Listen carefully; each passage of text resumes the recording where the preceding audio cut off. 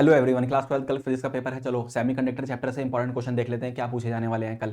तो कल हमें पहला क्वेश्चन जो देखने को मिल सकता है that is in physics paper, that is from semiconductor कि हमें एनर्जी बैंड डायग्राम, वर्ड सुन लो अच्छे से, कभी छोड़ कर आ जाओ। एनर्जी बैंड डायग्राम की हेल्प से हमें कंडक्टर, इंसुलेटर एंड सेमीकंडक्टर्स के डायग्राम बनाने हैं और उनको डिस्टिंग्विश करना है इन डायग्राम्स की हेल्प से। ठीक है, तो चलो सबसे पहले हम एनर्जी बैंड डायग्राम्स बनाते हैं। एनर्जी बैंड डायग्राम्स को बनाने से पहले इतना समझ लो कि हमारे पास दो तरह के बैंड डायग्राम बना सकते हैं हम। एक होता है हमारे पास वीबी, दैट इज वैलेंस बैंड, और दूसरा होता है हमारा सीबी जो कि कहलाता है हमारा कंडक्शन बैंड सीबी। ठीक है, और यहाँ पर ये जो हमारे पास गैप होता है, इस डिस्टेंस को हम बोलते हैं बच्चों एनर्जी गैप। क्या बोलते हैं हम लोग? Energy gap. ठीक है, वीबी सीबी और this is our energy gap. तो चलो सबसे पहले हम बनाते हैं फॉर कंडक्टर्स। फॉर कंडक्टर्स तो क्लास कंडक्टर के बारे में हमें मालूम है, इनके पास large number of free electrons होते हैं, ये इलेक्ट्रिसिटी को कंडक्ट कर सकते हैं। तो इसका जब एनर्जी बैंड डायग्राम कल पेपर में जब बनाओगे तो इस तरह से एक डिब्बा बना देना, इस तरह से एक डिब्बा बनाना, और इसका नाम हमारे पास है वैलेंस बैंड। जी सर बिल्कुल ठीक, इसका नाम है हमारे पास कंडक्शन बैंड। ठीक है, कंडक्शन बैंड को पार्शली फिल्ड दिखा देना, मतलब यहाँ पर इलेक्ट्रॉन्स दिखा देना। पार्शली फिल्ड इलेक्ट्रॉन्स मतलब ये इलेक्ट्रॉन से भरा हुआ है, ये हमारा किन से भरा हुआ है? फ्री इलेक्ट्रॉन से भरा हुआ है। ठीक है, तो ये पार्शली फिल्ड दिखा देना। क्या दिखा देना बच्चों? पार्शियली फिल्ड दिखा देना। जी सर बिल्कुल दिखा देंगे। ठीक है, और ये एनर्जी गैप हमारा कितना है? ई जी। तो ये डायग्राम हमें बना के आना है फॉर कंडक्टर, बस इतना बना के आओ, एक नंबर मिल जाएगा। ठीक है, फिर दूसरा हमारे पास होगा जो हमें बनाना होगा फॉर इंसुलेटर। इंसुलेटर के बारे में तुम जानते हो, इंसुलेटर्स वो होते हैं जो इलेक्ट्रिसिटी कंडक्ट नहीं करते, उनके पास कोई फ्री इलेक्ट्रॉन नहीं होता। तो सर उसमें क्या करेंगे? उसमें भी बहुत सिंपल है, एक वीबी बनाएंगे वैलेंस बैंड नीचे की तरफ, ऊपर जो बनता है वो सीबी बनता है, दैट इज कंडक्शन बैंड। ठीक है सर, बना देंगे। उसके बाद इनके बीच में जो एनर्जी गैप होता है ईजी, ठीक है, उसको दिखा देना ज्यादा, which is more than 3 electron volt. कितना दिखाएंगे? More than 3 electron volts. और ऊपर ये जो होगा ये हमारा एम्प्टी रहेगा, एम्प्टी रहेगा, इसी वजह से किसका काम कर रहा है ये? इंसुलेटर का। बस ये डायग्राम बना के आ जाना, एक नंबर मिल जाएगा। फिर उसके बाद बनाना है हमें सेमीकंडक्टर्स के लिए। बच्चों किसके लिए बनाना है? सेमीकंडक्टर्स। सेमीकंडक्टर्स बच्चों तुम्हें मालूम होगा सेमीकंडक्टर्स एक नंबर का एमसीक्यू पूछ सकता है। वो ये पूछेगा कि सेमीकंडक्टर्स के केस में कौन चार्ज कैरियर होते हैं, यानी जो सेमीकंडक्टर में इलेक्ट्रिसिटी फ्लो करती है वो किन की वजह से करती है। तो पहला आंसर होता है हमारा इलेक्ट्रॉन्स, एक होता है हमारा इलेक्ट्रॉन्स और दूसरा होता है हमारे पास होल्स। बच्चों क्या होता है? होल्स। तो इस बात को बहुत अच्छे से याद रखना है, ये एक नंबर में पूछा जा सकता है। चलो अपना बैंड डायग्राम बना लेते हैं एक नंबर में, विच इज वैलेंस बैंड है ये हमारा, और ये ऊपर हमारे पास जो बना हुआ है this is our conduction band. Sir ठीक है, इनके बीच में एनर्जी गैप होगा कितना? ईजी, और इस एनर्जी गैप को तुम्हें लेस देन दिखाना होगा 3 इलेक्ट्रॉन वोल्ट। ये बात ध्यान रखना, क्लास गलत नहीं हो जाए। यहाँ लेस देन दिखाना होगा 3 इलेक्ट्रॉन वोल्ट, यानी 3 इलेक्ट्रॉन वोल्ट से कम। ठीक है, और यहाँ पे हमारे पास कंडक्शन बैंड में कौन होते हैं? Free electrons. कौन होते हैं? Free electrons. और वैलेंस बैंड में हमारे पास कौन होते हैं? होल्स। कौन होते हैं? होल्स। तो इस तरह से यहाँ कुछ फ्री इलेक्ट्रॉन्स बना देना, उतने ही यहाँ पर होल्स बना देना। तो ये रिप्रेजेंट कर रहा है हमारा सेमीकंडक्टर्स को। तो ये 3 डायग्राम बनाकर आने हैं बच्चों। बेसिकली आपको कितने नंबर मिल जाएंगे? 3 नंबर मिल जाएंगे। ठीक है, फिर उसके बाद हम इसमें आगे चलते हैं। सर ठीक है, ये 3 नंबर का सवाल हो गया। तो सेमीकंडक्टर से और क्या पूछ सकता है? तो और ध्यान से सुनो, सेमीकंडक्टर से क्या पूछेगा अगला सवाल? सेमीकंडक्टर से पूछेगा कि तुम्हें डिफरेंस लिखना है between pure semiconductor and impure semiconductor. और इम्प्योर सेमीकंडक्टर में 2 टाइप के सेमीकंडक्टर होते हैं, एन टाइप और पी टाइप, उनके बीच का डिफरेंस। तो बहुत लेंदी करके नहीं पढ़ा रहा, बस इतना बता रहा हूँ पेपर में क्या लिख कर आना है। ठीक है, ध्यान से सुन लो, लिख कर आ जाना अगर तैयार नहीं किया है तो। फॉर एग्जाम्पल अगर हम प्योर सेमीकंडक्टर की बात करें, सबसे पहले बच्चों किसकी बात करें? Pure semiconductors. तो प्योर सेमीकंडक्टर्स के बारे में हमें बात याद रखनी है,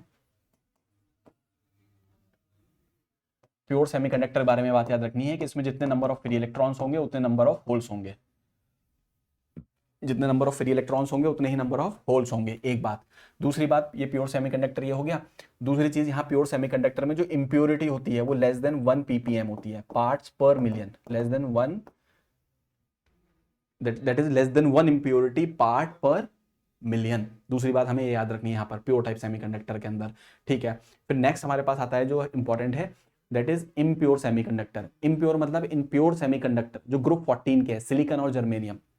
जो हमारे सेमीकंडक्टर्स होते हैं वो ग्रुप 14 से होते हैं, सिलिकॉन और जर्मेनियम उसके 2 एग्जाम्पल। ठीक है, तो इन प्योर सेमीकंडक्टर में हम कुछ इंप्योरिटी मिलाते हैं। तो ये सवाल भी एक नंबर में पूछ सकता है, भाई क्यों इंप्योरिटी मिला रहे हो, हम इंप्योरिटी क्यों मिलाते हैं, कि एक प्योर चीज को इंप्योर क्यों करते हैं। तो उसमें 2 पॉइंट लिखकर आ जाना कि ताकि उसकी कंडक्टिविटी को इंप्रूव कर सकें, कंडक्टिविटी, और दूसरा उसकी यूजेबिलिटी, उसे ज्यादा से ज्यादा जगह यूज कर सकें। ठीक है, जिस इंप्योरिटी को मिलाते हैं उसे बोलते हैं डोपेंट। क्या बोलते हैं, डोपेंट। और डोपेंट हमारे दो टाइप के होते हैं, एक ग्रुप 13 से आता है और एक ग्रुप 15 से आता है। तो याद रखना जिस इंप्योरिटी को मिलाते हैं दैट इज डोपेंट, ठीक है। और इस प्रोसेस को बोलते हैं डोपिंग। इस प्रोसेस को क्या बोलते हैं, डोपिंग। और जिसको मिलाते हैं डोपेंट। और डोपेंट हमारे दो तरह के होते हैं, एक ग्रुप 13 से होता है जिसका ये एग्जाम्पल है एल्यूमिनियम, और एक ग्रुप 15 से होता है जिसका नाम एक एग्जाम्पल है फॉस्फोरस। जब ग्रुप 13 का हम कोई इंप्योरिटी मिलाते हैं, ग्रुप 13 की इंप्योरिटी मिलाते हैं, तो ये बनाता है पी टाइप सेमीकंडक्टर। यहां से क्या एमसीक्यू बन सकता है। और जब हम ग्रुप 15 से मिलाते हैं इंप्योरिटी, तो ये बनाता है हमारा एन टाइप सेमीकंडक्टर। अब ये बहुत इंपॉर्टेंट है, इन दोनों के बीच में डिफरेंस आ सकता है, तो चलो इनका डिफरेंस देख लेते हैं। बीच में एक लाइन खींचोगे पेपर में इस तरह से, और इधर लिखोगे अपना इम्प्योर सेमीकंडक्टर का नाम होता है एक्सट्रेंसिक। एक्सट्रेंसिक, इम्प्योर, ये दो टाइप के होते हैं हमारे पास। यहां पे लिख लो पी टाइप सेमीकंडक्टर, और ये हो गया हमारा एन टाइप सेमीकंडक्टर। पेपर में इस तरह से लाइन खींच के लिख लेना। पी टाइप में सबसे पहली बात याद रखनी है, यहां पे जो इंप्योरिटी मिलाई जाती है that is from group P type में मिलाई जाती है 13 से। उसका एक एग्जाम्पल सर एल्यूमिनियम, ठीक है। एल्यूमिनियम में आउटर मोस्ट में कितने इलेक्ट्रॉन होते हैं, 3। 13 ग्रुप का है ना, तो 3 इलेक्ट्रॉन होते हैं। देखो यहां से पता लग रहा है 3 होते हैं, तो इसको एक इलेक्ट्रॉन चाहिए क्रिस्टल से, तो ये क्रिस्टल से इलेक्ट्रॉन लेता है, that's why it is acceptor type impurity. Acceptor type impurity, ये याद रखना, पूछ सकता है, एमसीक्यू में भी आ सकता है, लिख भी सकते हैं कि पी टाइप सेमीकंडक्टर को बनाने के लिए हम ग्रुप 13 की इंप्योरिटी मिलाते हैं एल्यूमिनियम। और एल्यूमिनियम ये कौन सी टाइप की इंप्योरिटी मिलती है इसमें, एक्सेप्टर टाइप इंप्योरिटी। दूसरी बात हमें यहाँ पे याद रखनी है वो ये कि क्योंकि यहाँ पर पी टाइप सेमीकंडक्टर है, तो यहाँ पे नंबर ऑफ होल्स ज्यादा होते हैं, नंबर ऑफ इलेक्ट्रॉन्स कम होते हैं। यानी यहाँ पर होल्स की मेजॉरिटी होती है, they are majority charge carrier, और फ्री इलेक्ट्रॉन्स की माइनॉरिटी होती है, minority, they are minority charge carriers, ठीक है सर। और कुछ बताइए। थर्ड में जब देखोगे पी टाइप सेमीकंडक्टर, तो पी टाइप सेमीकंडक्टर का जब तुम डायग्राम बना के देखोगे इस तरीके से, तो पी टाइप में जब तुम झांक कर देखोगे तो एल्यूमिनियम ने एक इलेक्ट्रॉन लिया तो अंदर सब नेगेटिव दिखेगा। इसका ध्यान ऐसे रखो, पी फॉर पॉजिटिव तो अंदर नेगेटिव, और हर नेगेटिव एक होल को जनरेट कर रहा है। हर नेगेटिव एक किसको जनरेट कर रहा है, होल को जनरेट कर रहा है। तो इसका पी टाइप का डायग्राम कुछ ऐसा दिखेगा। यहां पर एक एमसीक्यू भी बन सकता है कि ये जो पी टाइप सेमीकंडक्टर है ये ओवरऑल इलेक्ट्रिकली पॉजिटिव होगा या न्यूट्रल होगा। तो ये ओवरऑल ना तो पॉजिटिव होगा ना नेगेटिव होगा, ये इलेक्ट्रिकली न्यूट्रल होगा। इलेक्ट्रिकली क्या होगा, न्यूट्रल। क्लास बहुत इंपॉर्टेंट है, कल एमसीक्यू में भी मिल सकता है, बात ध्यान रखना। P type semiconductor overall electrically neutral होता है, ठीक है। यहां तक हो गया हमारे पास पी टाइप सेमीकंडक्टर। उसके बाद एन टाइप सेमीकंडक्टर में आ जाओ। एन टाइप सेमीकंडक्टर में पहली बात यहाँ पे जो इंप्योरिटी मिलती है वो मिलती है ग्रुप 15 की। ग्रुप 15 सर, ग्रुप 15 का एग्जांपल फॉस्फोरस। फॉस्फोरस के आउटर मोस्ट शेल में होते हैं 5 इलेक्ट्रॉन। कितने होते हैं, 5। ये इलेक्ट्रॉन देता है क्रिस्टल को, 5वां इलेक्ट्रॉन देता है, इस पे ज्यादा है इलेक्ट्रॉन, तो ये डोनेट कर रहा है। Donor type impurity, donor type impurity, donor type impurity. Sir याद रखेंगे कल के लिए, जो याद रह जाए वो लिख देना, डोनर टाइप इंप्योरिटी। ये बहुत ही क्लास फास्ट ट्रैक पर बना रहा हूं मैं, ये चैप्टर नहीं पढ़ा रहा, कॉन्सेप्ट नहीं पढ़ा रहा, बस समझ लो कल पेपर है, सुन के चले जाओ। अगर नहीं पढ़ा है तो सुन के चले जाना है और एज इट इज जाके छाप देना है, जो भी दिमाग में आए इसमें से याद रह जाए। Second group 15 phosphorus, donor type impurity, ठीक है सर। उसके बाद यहाँ पर जो एन टाइप है, N for electron, N for negative, negative यानी इलेक्ट्रॉन, यहाँ पे नंबर ऑफ इलेक्ट्रॉन ज्यादा होगा किसके सामने, होल्स, यानी यहाँ पर इलेक्ट्रॉन्स की मेजॉरिटी होगी, इलेक्ट्रॉन्स की मेजॉरिटी होगी, और यहाँ होल्स की माइनॉरिटी होगी, सर याद रहेगा। उसके बाद तीसरा पॉइंट यहाँ पे याद रखना है कि यहाँ पर जब तुम इसको बनाओगे डायग्राम को, एन टाइप को, तो एन फॉर नेगेटिव, नेगेटिव का उल्टा कर लेना, अंदर पॉजिटिव नजर आएगा। अंदर कैसा नजर आएगा, ये पॉजिटिव स्पेस चार्ज। और हर पॉजिटिव न्यूट्रल होने के लिए एक इलेक्ट्रॉन देगा, हर पॉजिटिव न्यूट्रल होने के लिए एक इलेक्ट्रॉन देगा, ठीक है सर। लेकिन ये भी ओवरऑल इलेक्ट्रिकली न्यूट्रल ही होगा। तो कभी भी किसी भी सेमीकंडक्टर में ओवरऑल पूछ ले कि वो न्यूट्रल है, पॉजिटिव है, नेगेटिव है, आंसर आएगा इलेक्ट्रिकली न्यूट्रल, आंसर आएगा इलेक्ट्रिकली न्यूट्रल। तो सर सेमीकंडक्टर में पहला सवाल हो गया, वो 3 डिब्बे बना दिए हमने, एनर्जी बैंड डायग्राम की हेल्प से डिस्टिंग्विश कर लिया हमने, ठीक है। फिर दूसरा हमने काम किया करा, दूसरा हमने करा कि हमने प्योर सेमीकंडक्टर के बारे में थोड़ा सा पढ़ा, और इम्प्योर के बारे में हमने 2 टाइप पढ़ लिए, एक एन टाइप पढ़ लिया, पी टाइप। अगर डिफरेंस आएगा तो डिफरेंस लिख देंगे, और अगर इससे रिलेट करता हुआ एमसीक्यू आया तो एमसीक्यू में लगा देंगे, ठीक है। उसके बाद सर इसमें से नेक्स्ट क्या पूछ सकता है, सुन लो, क्लास बहुत इंपॉर्टेंट है। नेक्स्ट पूछेगा PN junction diode, PN junction diode के बारे में। तो सर पीएन जंक्शन डायोड के बारे में बता दिए, पीएन जंक्शन के बारे में पता करेगा। तो क्लास बहुत ही सिंपल है, 1 मिनट में देख लो, मैं इसमें सारे जो एमसीक्यू है वो सब भी बता दूंगा तुम्हें। देखो होता क्या है यहाँ पर, पीएन जंक्शन डायोड के बारे में, तो क्या बन गया ये, देखो यहां पर हमारे पास एक प्योर सेमीकंडक्टर होगा और प्योर सेमीकंडक्टर का आधा पोर्शन पी की तरह होगा और आधा पोर्शन एन की तरह होगा। एक प्योर सेमीकंडक्टर होगा, बिल्कुल होगा सर, आधा पोर्शन पी की तरह आधा पोर्शन एन की तरह। तो इसमें क्लास में बहुत सारे सवाल एक साथ फास्ट ट्रैक पे रिवीजन करा देता हूं, ध्यान से सुनना है। ये इसका बिल्कुल सेंटर लाइन हो गई। सेंटर लाइन के बाद क्लास ये जो हाफ साइड है वो बिहेव कर रही है पी की तरह और हाफ साइड बिहेव कर रही है एन की तरह। सर ये कैसे हो गया, आधी साइड हमने मिला दिया, अभी पीछे बताया ग्रुप 13, आधे में मिला दिया ग्रुप 15, ये P बन गया, ये N बन गया। सर ठीक है, तो P फॉर पॉजिटिव, इसका उल्टा यहाँ पे नेगेटिव बना लो, P फॉर पॉजिटिव यहाँ पे उल्टा नेगेटिव बना लो। सर बना देंगे पेपर में, PN जंक्शन आएगा तो मैं तो बोल रहा हूँ PN जंक्शन से रिलेटेड करता हुआ सवाल आए, समझ में नहीं आया तो बस यही बना देना, P फॉर पॉजिटिव उसका उल्टा नेगेटिव बना दो सर, N फॉर नेगेटिव उसका उल्टा पॉजिटिव बना लो। सर बना लेंगे, ये पॉजिटिव हो गया ये सब, ठीक है सर बना देंगे ऐसे, कोई दिक्कत नहीं है, पॉजिटिव। अब देखो यहाँ पर होता क्या है, हमने बात करी एन भी ओवरऑल इलेक्ट्रिकली न्यूट्रल है और पी भी ओवरऑल न्यूट्रल है, तो नेगेटिव को न्यूट्रल कौन करेगा, होल्स आके पॉजिटिव, ये होल्स आ गए, ठीक है सर ये होल्स बना देंगे इसके ऊपर। पीएन जंक्शन की बात कर रहे हैं, होल्स बनाए जाएंगे पेपर में। ये पॉजिटिव को कौन हटाएगा, नेगेटिव इलेक्ट्रॉन्स हटाएंगे, नेगेटिव इलेक्ट्रॉन्स हटाएंगे, ये नेगेटिव इलेक्ट्रॉन्स हटाएंगे, ठीक है। अब वो पूछेगा ये पीएन जंक्शन के बारे में बहुत सारे सवाल पूछ सकता है। सबसे पहली चीज यहाँ पूछेगा डिफ्यूजन करंट क्या होता है, एक नंबर में पूछ सकता है what is diffusion current, diffusion current. तो एक बात समझो, होता क्या है बच्चों यहाँ पर कि जब यहां पे देखो होल ज्यादा है तो होल जाते हैं P टू N, यहां इलेक्ट्रॉन ज्यादा है, ये नेगेटिव, ये इलेक्ट्रॉन जाते हैं N टू P, जिसकी वजह से जंक्शन पर एक करंट सेटअप होता है, उसी को बोलते हैं डिफ्यूजन करंट। क्या बोलते हैं, डिफ्यूजन करंट।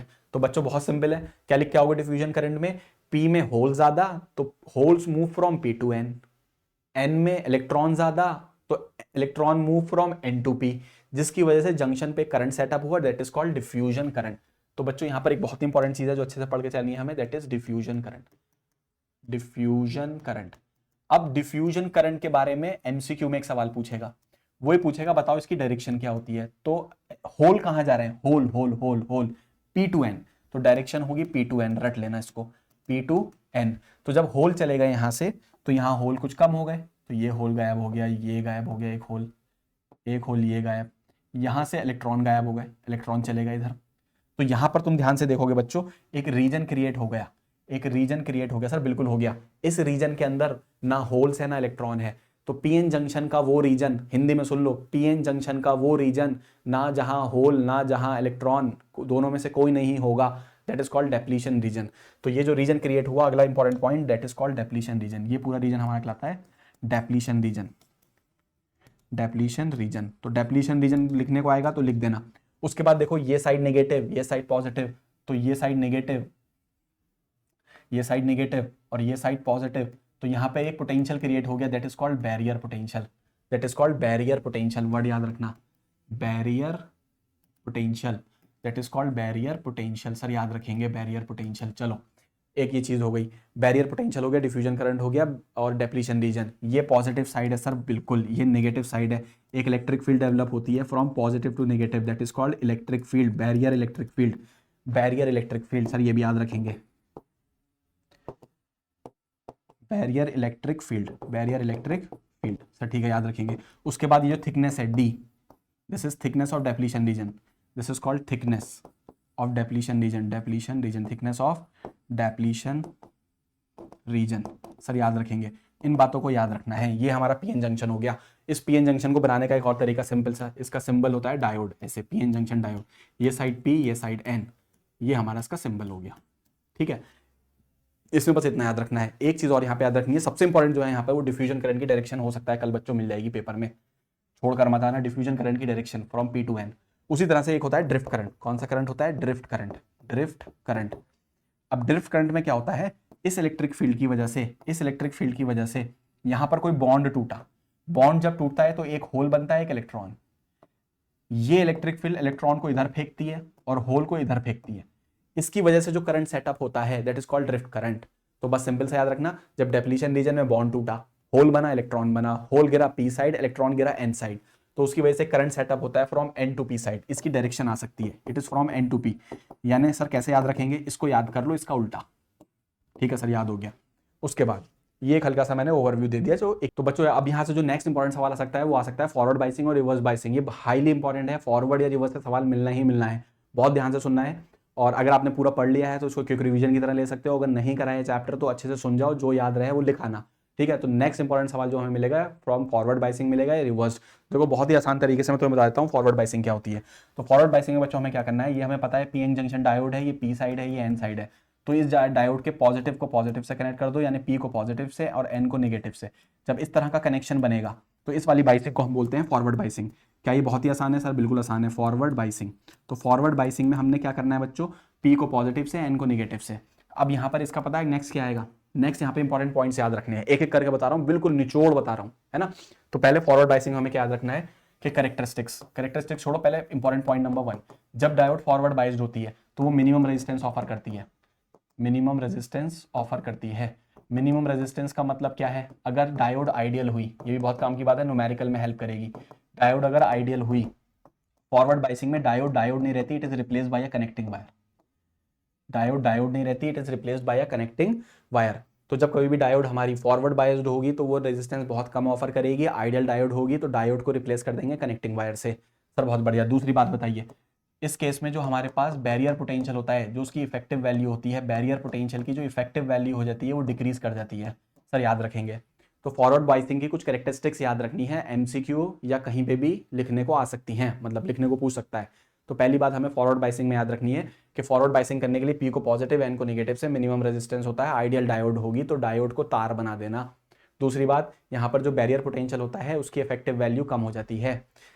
तो तीसरी बात हमें यहाँ पर ये याद रखनी है, जो डेप्लीशन रीजन, याद करो ये पीएन जंक्शन डायोड था ना, और यहाँ पे थिकनेस थी डेप्लीशन रीजन की डी, वो कम हो जाती है, थिकनेस कम हो जाती है। सर चौथी बात याद रखना है, डिफ्यूजन करंट इंक्रीज हो जाता है, डिफ्यूजन करंट इंक्रीज हो जाता है, डिफ्यूजन करंट को सपोर्ट करता है forward biasing, diffusion current increase हो जाता है। तो यहाँ पर जो करंट का ऑर्डर होता है वो मिली एम्पियर होता है, बहुत ही काम की बात पूछी जा सकती है। यहाँ पे जो करंट का ऑर्डर होता है वो क्या होता है, मिली एम्पियर का रेंज का करंट होता है। सर और बताइए इसके बारे में फॉरवर्ड बाइसिंग में। तो फॉरवर्ड बाइसिंग में और याद रखना है हम लोगों को, दैट इज कैरेक्टरिस्टिक्स। इसका वीआई ग्राफ वो ज़्यादा इंपॉर्टेंट है, उसको मैं अलग पेज पे बना देता हूँ, चलो यहीं बना देता हूँ वीआई ग्राफ। यहाँ पर हम लोग बनाएंगे दैट इज करंट, वो मिली एम्पियर का होगा, और यहाँ पे जो बाइसिंग वोल्टेज है वी वोल्ट, ये वाला वोल्टेज, ठीक है। इस वोल्टेज को जब बढ़ाते हैं, इंक्रीज करते हैं, तो शुरू में करंट बिल्कुल भी इंक्रीज नहीं होता, ना के बराबर, लेकिन अचानक से फिर वो एक्सपोनेंशियल इंक्रीज होता है। फिर वो अचानक से कैसा इंक्रीज होता है, एक्सपोनेंशियल। तो इस तरह का बना देंगे। ये वाला जो वोल्टेज होता है ये हमारा कहलाता है cut in voltage, cut in voltage. Sir ये शुरू में वोल्टेज बढ़ाने पे करंट क्यों नहीं बढ़ रहा, शुरू में वोल्टेज बढ़ाने पे करंट यूं नहीं, इसलिए नहीं इंक्रीज हो रहा क्योंकि ये शुरू का जो वोल्टेज हम अप्लाई करते हैं वो इसके बैरियर वोल्टेज को ओवरकम करने में यूज होता है। जो यहाँ बैरियर वोल्टेज था ना वीबी, उसको ओवरकम करने में चला जाता है। तो ये ग्राफ ध्यान रखना है, पहले कोई इंक्रीमेंट नहीं, फिर अचानक से इंक्रीमेंट। ये फॉरवर्ड बाइसिंग का ग्राफ है, कैरेक्टरिस्टिक्स वर्ड के नाम से आएगा, कैरेक्टरिस्टिक्स ऑफ फॉरवर्ड बाइसिंग के अंदर, ठीक है। तो फॉरवर्ड बाइसिंग में इतना याद रखना है।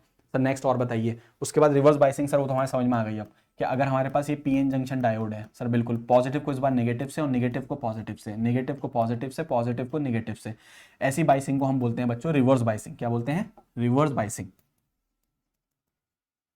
रिवर्स बाइसिंग, ठीक है सर, रिवर्स बाइसिंग हो गई। उसके बाद सर फटाफट इसकी भी कुछ प्रॉपर्टीज बता दीजिए।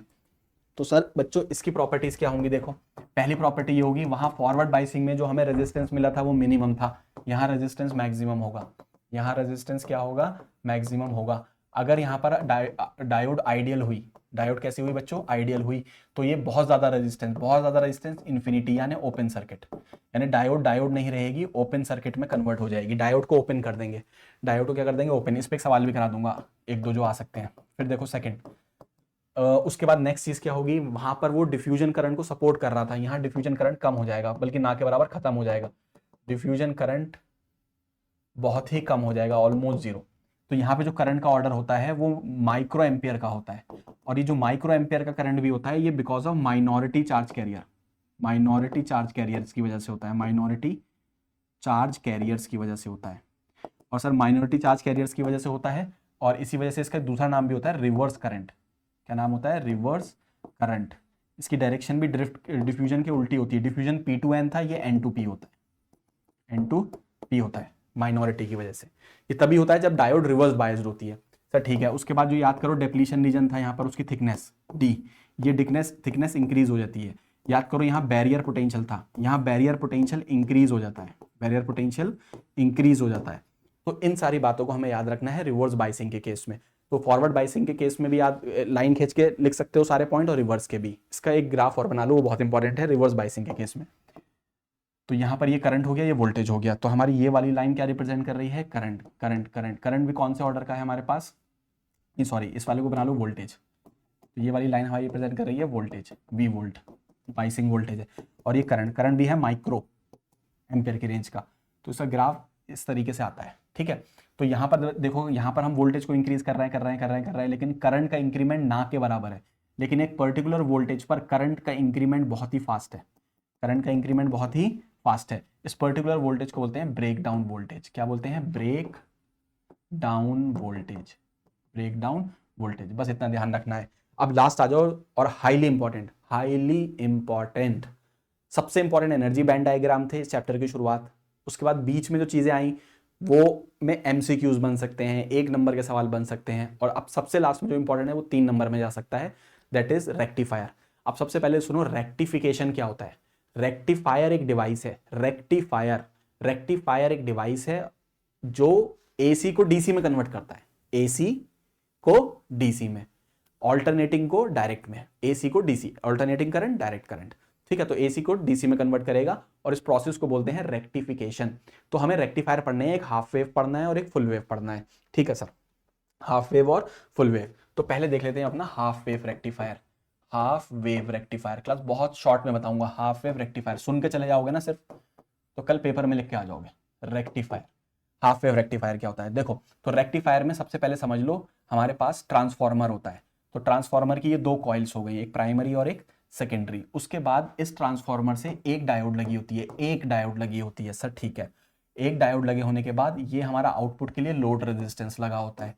यहाँ हमें मिलता है आउटपुट, यहाँ हमें मिलता है आउटपुट। तो एक तो ये डायग्राम बनाइए आना, इस डायग्राम को बनाकर आना है। ये हमारी क्या हो गई बच्चों? डायोड, ठीक है।